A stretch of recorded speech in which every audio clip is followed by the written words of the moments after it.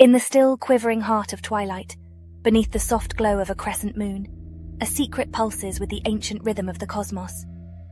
It's etched within the twisting knots of old hawthorn trees, murmured by the circling crows at dusk, and echoed in the cadence of the ever-murmuring brook. This is no ordinary secret. It's one that opens doorways into the hidden hallways of the ethereal, a key that can make the shadows speak, the unseen seen, and the voiceless sing notable tales. The secret holds promise of a power so grand, it can command the obedience of the formless apparitions, govern the whispering wraiths, and earn respect from the wise old spirits that roam the unseen dimensions. At the heart of this power, at the crux of such lofty command, lies the quiet, profound potency of a name. Yes, a name. An identifier seemingly simple yet potent in the echo-filled halls of the spirit realm. Imagine holding such a power. Imagine knowing the revered, elusive names whispered only in hushed undertones among the unseen. What if I told you that possessing such knowledge, the knowledge of a spirit's true name, could make you its master? Tempted, are we? But beware, for this path, although humming with power, is woven with caution and calls for the deft balancing of respect with command, the harmonious dance of apprehension and understanding, and of course, the fine blend of curiosity and fearlessness. As the silken shroud of the ordinary gives way to the twilight of the extraordinary, let's pause and reflect upon an object so commonplace, we often overlook its profound significance: a name. In our realm, the mundane, we understand names as mere vehicles of identification. It's how we know Jane from June, Mark from Mike. It distinguishes the crimson rose from the delicate lily, the towering oak from the clinging ivy.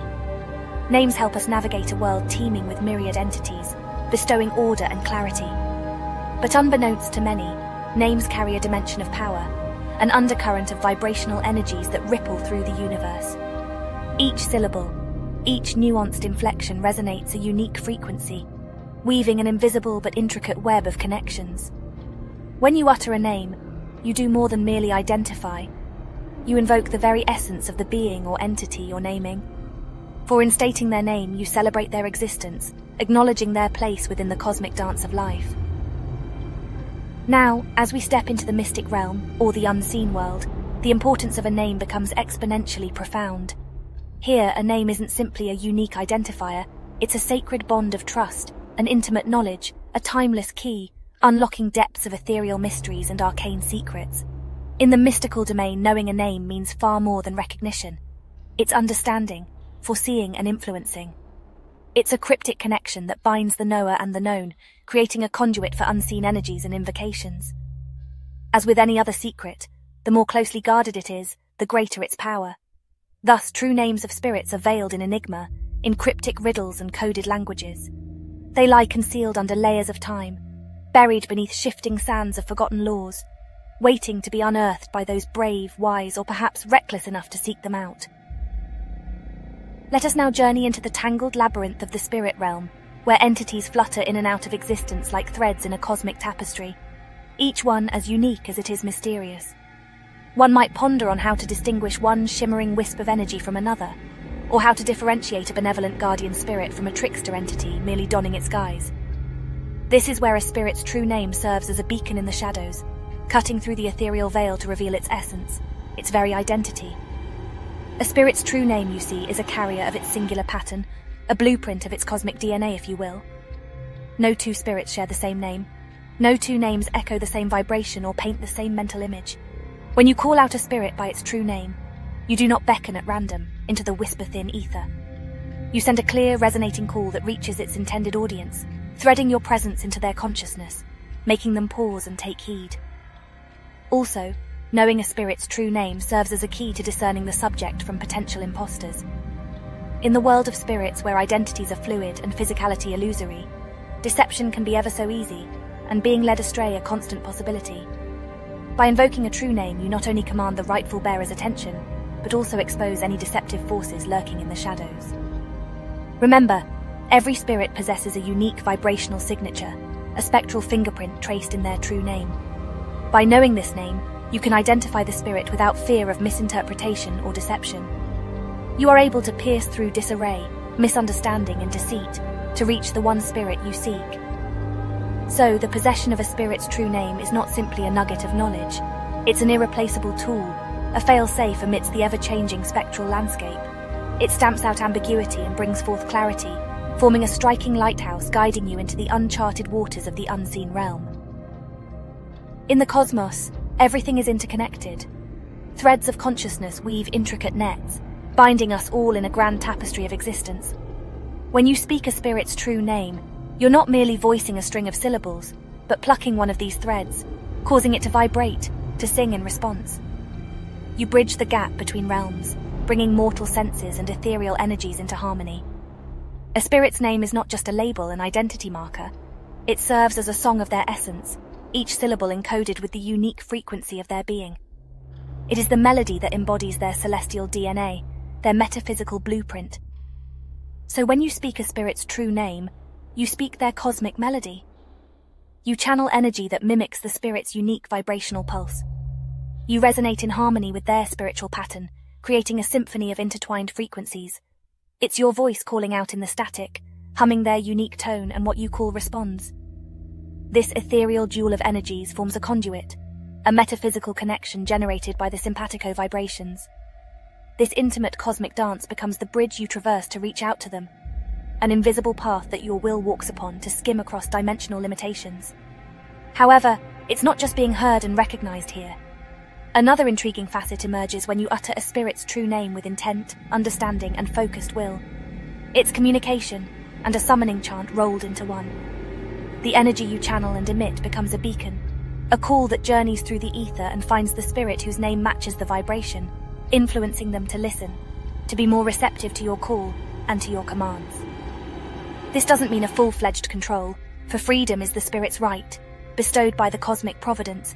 Yet the spirit noticeably softens, eases, and becomes more perceptive. It is akin to a whispered conversation in the middle of a cacophonous barrage, a melodic call-out that cuts through the monotonous hum of existence. Therefore, knowing and using a spirit's name is more than an exercise in identification. It is establishing a metaphysical link, a connection that makes the unseen seen, the unheard heard, and the distant close. Above all, it's a harmonious dance of energies, a song sung in resonance, ringing loud and clear across the boundaries of the seen and the unseen. As we deepen our understanding of a spirit's true name, we encounter another tantalizing layer concealed within its arcane syllables, a dimension laden with symbolism and macabre poetry, whispering of the spirit's qualities, secrets, and powers. Peering into the depths of these spectral monikers may seem as if one is delving into an ancient language, a forgotten dialect humming with mysticism. Each spirit's name is a riddle, an echo of its genesis, a testament to the unique path it treads in the cosmic ballet of existence. Take, for instance, a spirit known by the name Erwin, from the old tongue translating to blessed snow. The name itself curls around one's mind like a winter chill, painting pristine landscapes of spectral frost and shimmering ice. It would not be wrong to intuit that Erwin might be a spirit of cold, perhaps a warden of winter, a wanderer of snow-laden trails. Names such as these are more than mere labels. They are like prismatic lenses, allowing us to glimpse the intricate facets of a spirit's existence. As we focus our intuition, they can provide insight into a spirit's element, its realm, and its influence. The inherent symbolism in a spirit's name could extend to its innate qualities too, its weaknesses, its strength. It may hint at unseen threads of its existence, the web it weaves in the astral realms, and the influence it presides over in the mortal world. Is the spirit a healer, a protector, a muse, a trickster, or perhaps a spectral scholar, a knowledge keeper? Is it aligned with the sun, finding vitality in radiant dawn, or does it dance under the silvery moonlight cloaked in shadows and mystery? The more deeply one immerses themselves in the essence of the true name, the more one understands the spirit. It's akin to walking through a mist-wreathed forest, where every droplet of dew on a leaf, every rustle in the undergrowth, every brush of wind brings you closer to comprehending the core of its existence, its temperament, its disclosure. Knowing a spirit's true name, thus, is a journey of unfolding narratives, encased within the mystical enunciation of unique vibratory signatures. It is a voyage that whisks one away from the shores of the known, pushing further into the uncharted seas of mysteries, yet firmly guided by the constellation of the spirit's essence painted in the night sky by its true name. Through this journey, one unveils more than just an identity. One discovers an enigma, a story, a saga, a deep, immersive exploration of the spirit itself, reflected in the mirror of its true name. In the mystical labyrinth of the spirit realm, the possession of a spirit's true name is akin to holding a royal scepter, a symbol of authority, an emblem of control. This concept threads its roots deep into the fertile soil of countless cultures, religions, and philosophies around the world. Our journey through this arcane forest of ancient wisdom leads us to the biblical tale of Adam, the first man, who was given the divine task of naming all the animals. In the verdant Garden of Eden, surrounded by creatures of every form and feather, Adam spoke their names. With each name that lingered in the air, he extended his dominion over them. Each syllable shaped a bond, a sacred pact forged in the crucible of creation, making Adam their keeper, their guardian. This narrative doesn't just paint a picturesque image of man's companionship with animals, it also instills in our minds a poignant truth. The act of naming is an assertion of control, a claim of recognition, an exercise of authority. The namer becomes a giver of identity, a writer of destinies, a shifter of the cosmic equilibrium. Translating this concept into our pursuit of understanding spirits, when you know a spirit's true name, you don't merely gain knowledge, you attain authority. You become a beacon of recognition in their reality, a scribe who understands their astral anthem, and thus holds a degree of sovereignty over their ethereal existence. This control, dear friend, is not one of callous rule or ruthless command, but rather an ethereal accord, a respectful assertion that comes with awareness and responsibility. As the holder of a spirit's true name, you create a spiritual exchange enacted by this connection, a subtle resonance that amplifies when you call the spirit, summoning it using the most intimate part of its identity, its name. When you consciously voice this vibrant tether of their unique existence, the spirit is more inclined to lend you its attention, listen and respond to your call, your plea, your command.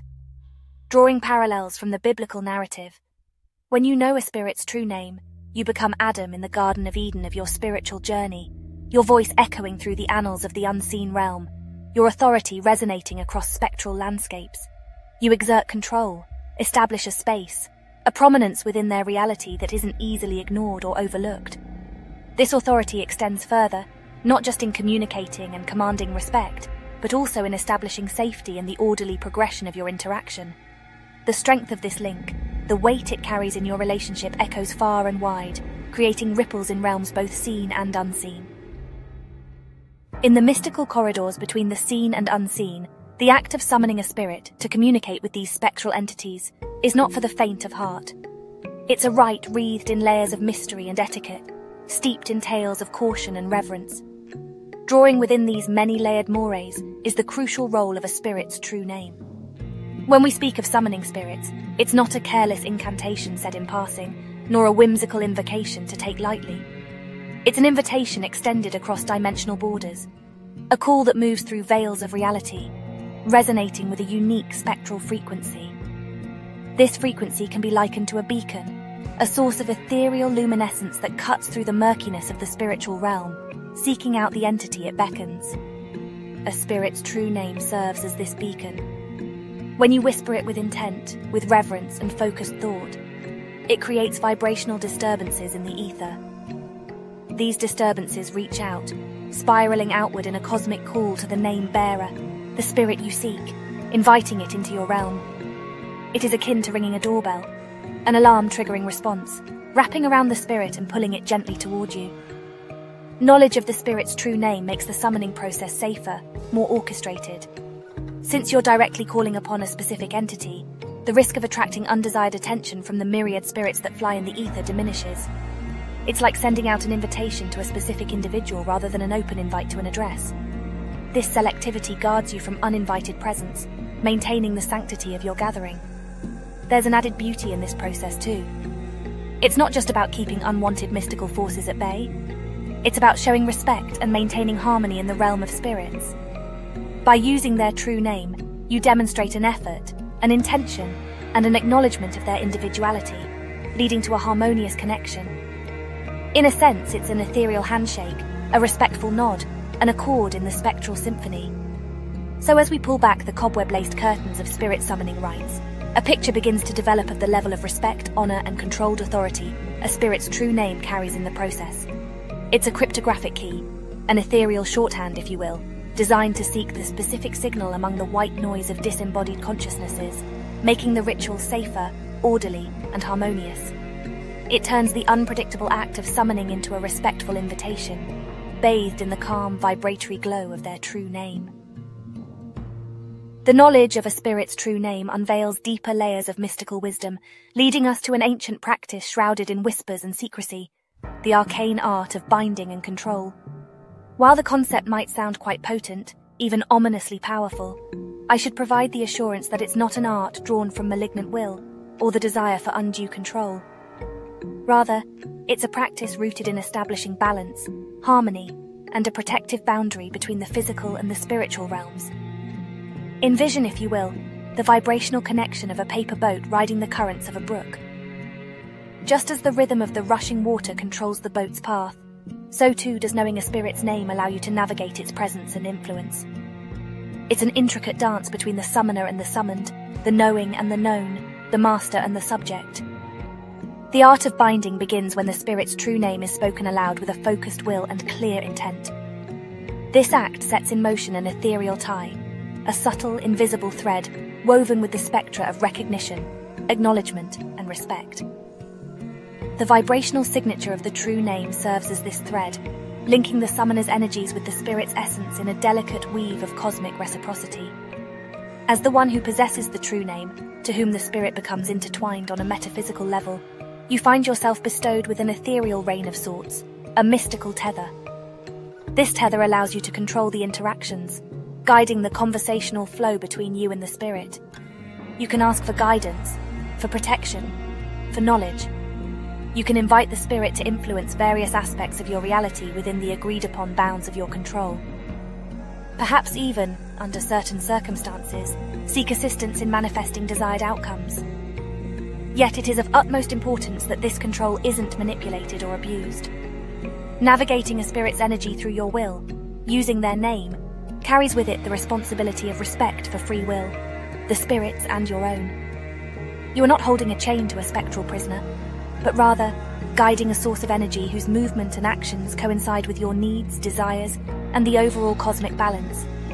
Through this balance, the spirit is more inclined towards cooperation and non-rebellion. This control gives you a safety net of sorts while dealing with spirits.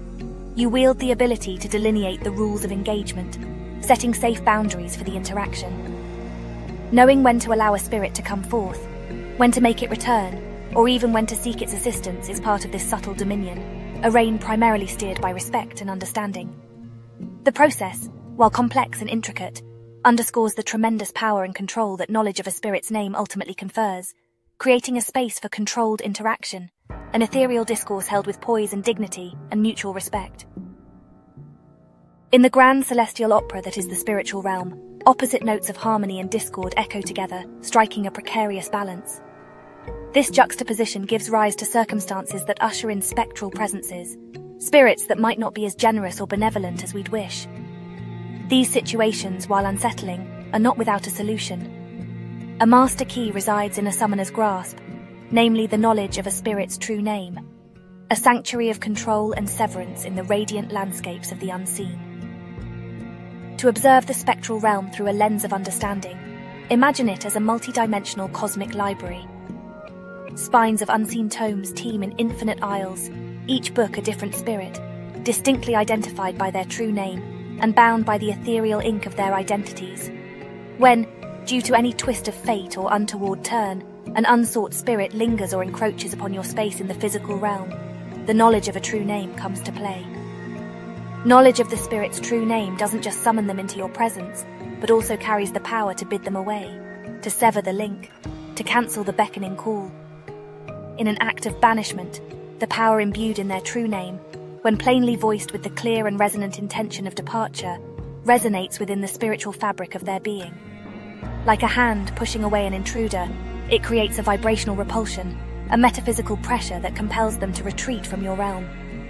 It sets up an astral breeze that carries them away, leading them back into the haven of the spirit world, away from your controlled spiritual circle.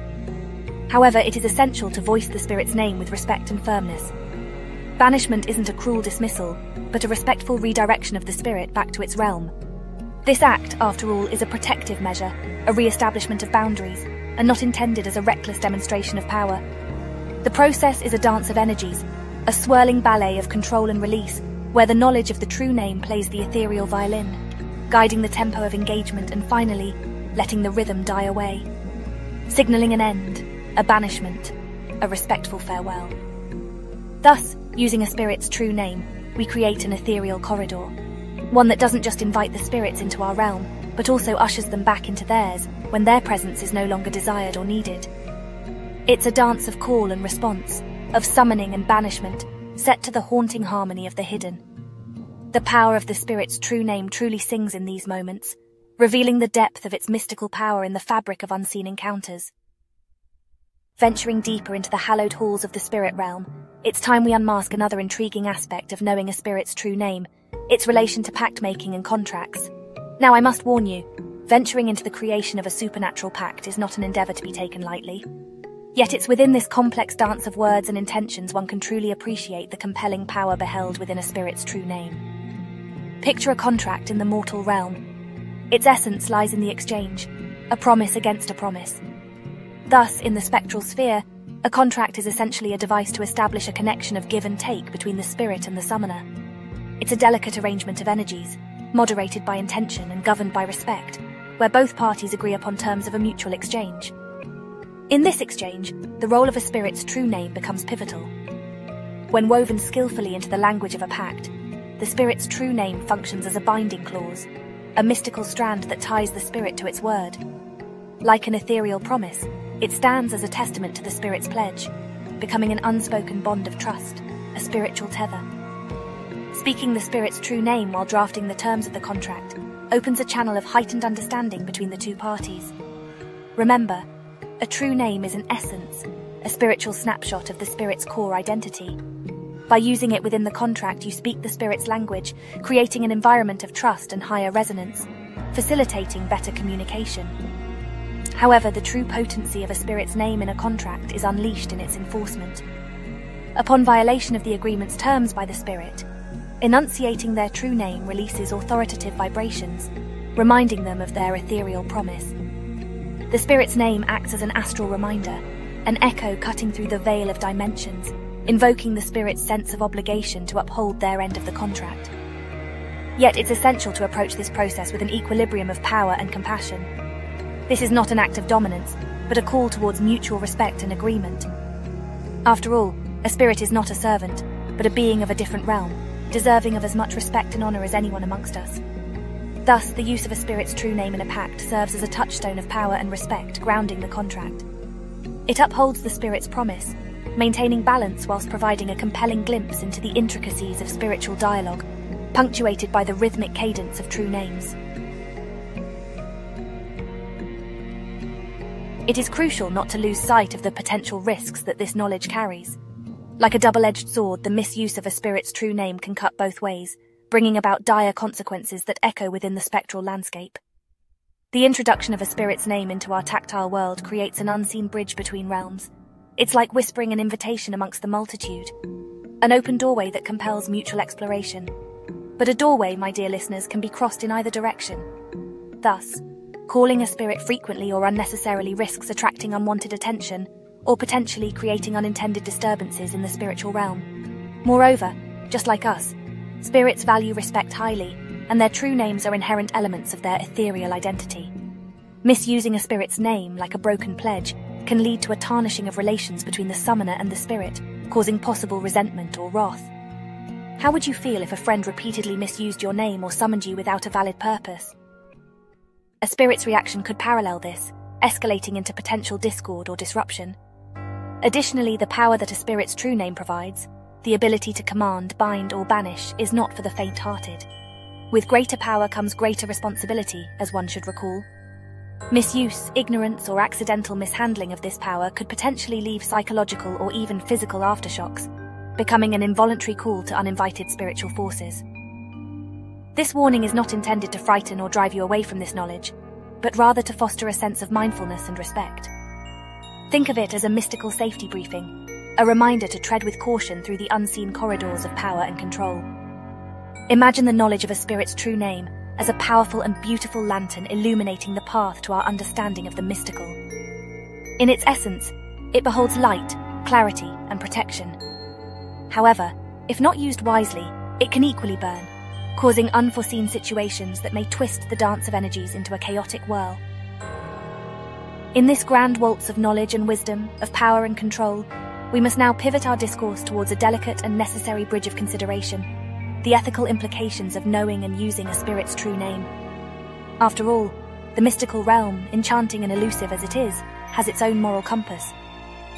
As curious wanderers, we must respect this, understanding that our spiritual journey isn't just to kindle excitement, but to promote contemplation and reverence, and in doing so, raise thought-provoking questions about the morality of our actions within the unseen realm. Each spirit's true name, as we've discovered, is the essence of its identity, a metaphysical fingerprint. It is their most private, intimate truth. It's a spiritual DNA strand that weaves through the fabric of their being. Knowing this name gives one immense power, but the question arises, is it ethically right to access and utilize this private spectral information without explicit permission or shared consensus? To use a tangible analogy, how would we feel if someone had unfettered access to all our private information and could manipulate our actions just because they knew our name? We may feel violated, exploited. Hence, it's critical to consider the spirit's sovereignty and consent. Despite them being in a different realm of existence, they are living entities deserving of respect, privacy, and consideration. Moreover, the power that comes with knowing a spirit's true name must not lead one down the path of dominance, exploitation, or cruelty. Keep in mind, power can intoxicate, leading one to misuse it for nefarious purposes or selfish desires. To command, control, or banish spirits without reasonable cause or respect for their free will stands in stark contrast to the ideals of compassion and respect ingrained in every spiritual pursuit. We must remember that our interactions with the spectral realm should foster mutual respect, understanding, and harmony. We should not forget our position as explorers and learners, humbly looking to understand a realm different from our own. Misuse of power, violation of a spirit's privacy, and disregard of their consent can lead to an imbalance, disrupting the harmonious dance of energies we strive to comprehend. The lesson here, my dear listeners, is that knowledge and power must always be coupled with wisdom and respect. The search for understanding should never supersede the essence of respect and kindness that makes us humane and considerate.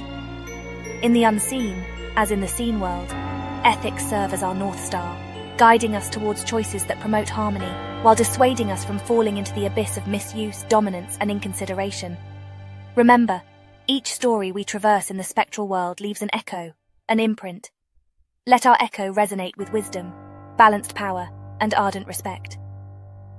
As we draw the veil on this spectral chapter, permit me to reiterate the beat of its arcane heart. A spirit's true name is a key not forged of iron but of understanding, respect, and knowledge. It carries an irresistible energy that connects us with the unseen realm, allowing us to weave tales of mystic interactions that blend the earthly and the ethereal, the seen and the unseen. In our descent into the spectral realm, we learned of the inherent power of names, understandings gleaned from spirits' true names, and the ethereal authority they bestow. We harmonize spiritual laws with our realm's reality, understanding the fine craft of spirit summoning, binding, and banishment. We also unfolded the clandestine scrolls of spectral pacts, contracts inked in spirits' potent true names. Yet we took care, with every spectral footprint, to mind the echoes we left behind, considering the risks of missteps and the ethical implications of every action. Indeed, each spectral leap we take together with Sundusk Sagas isn't merely a dive into the shadowy waters of the mystical. No, my dear listeners, our expedition's aim stretches beyond just simple curiosity. It's a union of minds, an aggregation of souls navigating the unseen world's enigmatic lanes, converging on the belief that reality isn't confined to what our physical senses perceive. Instead, a hum of invisible symphonies resounds just beneath the surface of our known world, awaiting exploration. That said, our spectral conversation isn't ending, but rather pausing until our next saga, where we'll thread new mystical mazes together. Our journey thus far has been extraordinary, and your companionship invaluable. As we part for now, I urge you to stay connected with our Sundusk Sagas family. Like our tales, ensure you've subscribed to the channel, ensuring this magical connection remains unbroken. Enjoyed this particular journey? Hit the like button and share your thoughts in the comments. Others might appreciate this trek too, so don't hesitate to share our saga further. Our spectral caravan will convene again soon for another enigmatic expedition into the unseen.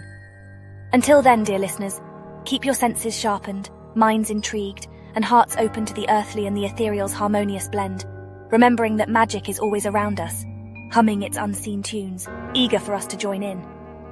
Until next time, my dear friends, journey well, and keep the whispers of Sundusk Sagas close.